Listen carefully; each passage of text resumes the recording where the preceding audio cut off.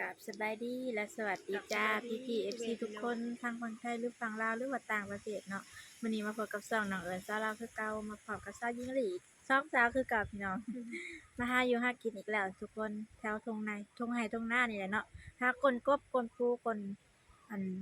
เขียด แต่ยังจะเอา แม่นบรรยากาศมื้อนี้ก็ลมหนาวพี่น้องหนาวมาฮอดแล้วลมหนาวมาฮอดแล้วทางฝั่งไทยเป็นจังไดเนาะหนาวคือกันบ่เพราะว่าฮอดฤดูหนาวแล้วเนาะทุกคนว่าไปเบิ่งว่าสิได้หยังแหน่ตอนนี้ก็มาฮอดทงแล้วทุกคน อันนี้สิเป็นนาของอันแม่สลอยเนาะฟ้าทุกคนอย่าคือเฮาหว่านก้าอันนี้ข้าวอันเฮามันหล่นนั่นเด้แล้วฝนตกมาแล้วน้ำให้นามันมีแล้วมันก็ออกงอกเป็นคือเฮาหว่านก้านี่ไป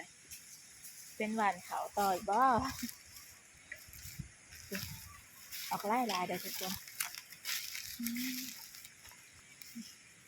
เป็นจุ่มเป็นจุ่มเขาเฮาเหี่ยเด้งัวก็ยังบ่ได้ปล่อยนะทุกคนยังปลูกไว้เป็นงัวเขาเจ้าอันนี้ได้สยิงเพิ่นเห็นหูแล้วเพิ่นกลน่ะรุ่นพี่น้อง รุ่นอีกแล้ว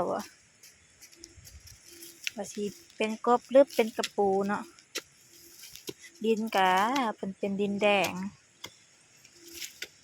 เดี๋ยวอยากแข็งแน่บ่สยิงก้นยากเนาะดินแดงดินแข็งแต่กะเหนียวน้ำเลิกกระโทษจักสยิงนี่ฮักกระพอแล้วหูหนึ่งหักหูบ่ใหญ่หูนิดหน่อยเจ้ากระปูหน่อยมาจากกระปูหน่อยก็เอาเดี๋ยวเจอสิคนก่อนนี่ทุกคนเถิงแล้ว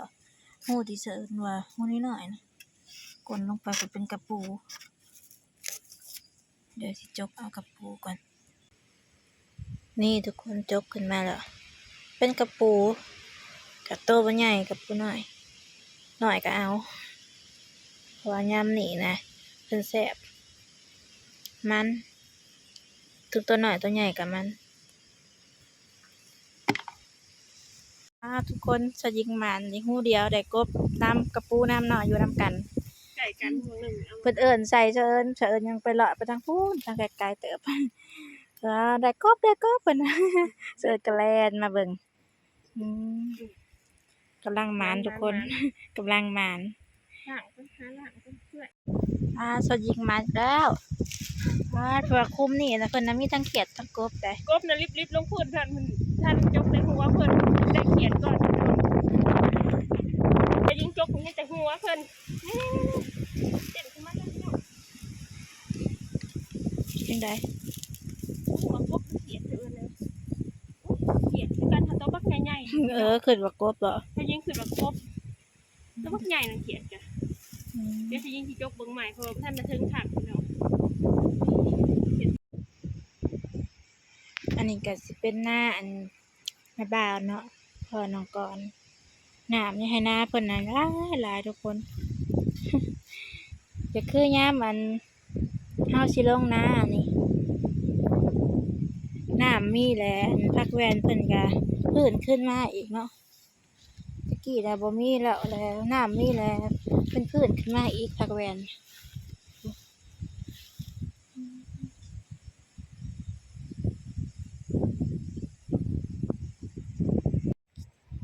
ยังได้ชายหญิง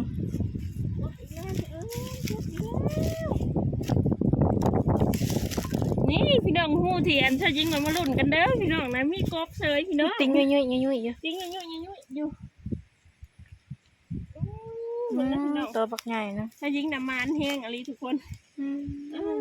จะอ่อนเด้ สะออนเนี่ยสะออน ประมาณ สะออนคนประมาณถ้ายิงน้ำมันพี่น้องว่าตัวคันดูคนเลยมันเด้อพี่น้องถ้ามันดูคนเลยประมาณพี่น้องพี่น้องเป็นไง มาเบิ่งแล้วกินเนื้อเมียโอ้นี่ เสิร์นได้แล้วทุกคนเสิร์นน้ำมันแต่กระปู กบนะประมาณคือสยิงแล้วสยิงกับมาทั้งกระปูทั้งกบแต่ก็ย่างดอกใส่น้ำกันที่เก่าพี่เนาะ นี่หูหนึ่งหูไก่ๆกันแต่เสิร์นสิกลอีกมีกระปูหรือมีนี่อันนี้คืออันกบที่สยิงผลกลในเนาะเสิร์นนั่นแหละแต่กระปูพี่เนาะ ผลงานวันนี้ก็รู้สึกว่ามันกว่าเมื่อก่อนเนาะเพราะว่าเมื่อก่อนได้กบตัวหนึ่งเขียด2-3ตัวแต่มื้อนี้ได้กบ4ตัวแล้วก็เขียดก็ประมาณวัง4-5ตัวนี่แหละแล้วก็ประมาณอยากฮอด10ประมาณ5-6ตัว7ตัวสิเลาะเมื่อแล้วเพราะว่าตอนนี้ก็รู้สึกว่าหิวน้ำพี่เนาะเฮ็ดว่าเพิ่นบ่แดดก็หิวน้ำคือกันเด้อเฮามากวนเฮาเมื่อยเด้เฮาก็อยากนี่สยิงเพิ่นโชว์แล้วเพิ่นหมาน โชว์กบ แต่กบชีโต ไก่สิเลาะเมื่อแล้วล้มยามนี่ล้มแล้วก็ถ่ายคลิปยากพี่น้องเอ้ยมานั่งอยู่ห่มต้นคามอยู่หน้าพ่อน้องก่อนเนาะ พอเห็นคนวันอย่างเลือกเนี่ย บ่นี่คือสิเป็นหน้าเพิ่นเนาะหน้าเพิ่นก็ยังมีน้ำอยู่พี่น้องเพราะว่าฝนตกวังเกี่ยวข้าวน่ะก็แห้งหลายเทื่อ2-3เทื่อตกแห้งๆและหน้าเพิ่นก็มันหน้าอยู่น้ำอยู่แล้วเป็นหน้าทาง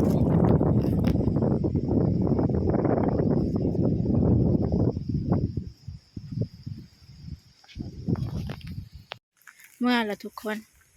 ทางเมื่อเพิ่นก็เป็นป่า จะยิงยางก่อนป่าโคก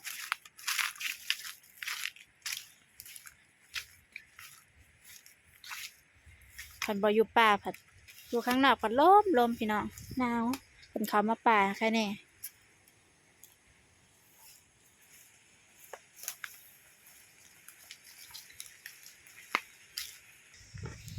จะเครืออีหยัง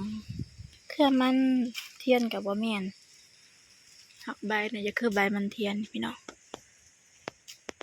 มันเหลี่ยมคันเครือมันเทียนใหญ่ชำนิในหัวเพิ่นก็สิซ้ำแขนปักใหญ่นะแขวลืมอยู่จนอยากซ้ำนิ้วก้อย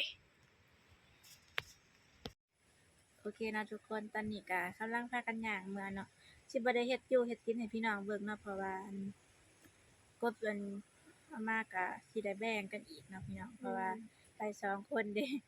จะเอิ้นกับสยิงไป เพิ่นก็อยากกินกับครอบครัวเพิ่นชาวยิงก็อยากกินกับครอบครัวชาวยิงก็ต้องแบ่งกันนะทุกคน แม่นเอาเป็นว่าถ้าผู้ใดมาคลิปนี้ก็อย่าลืมฝากกดไลค์กดแชร์กดติดตามแล้วกดกระดิ่งเพื่อแจ้งเตือนเนาะแล้วก็เป็นกำลังใจให้2สาวนี่เด้อจ้าพี่ๆเอาสำหรับมื้อนี้ก็สบายดีและสวัสดีจ้าบ๊ายบาย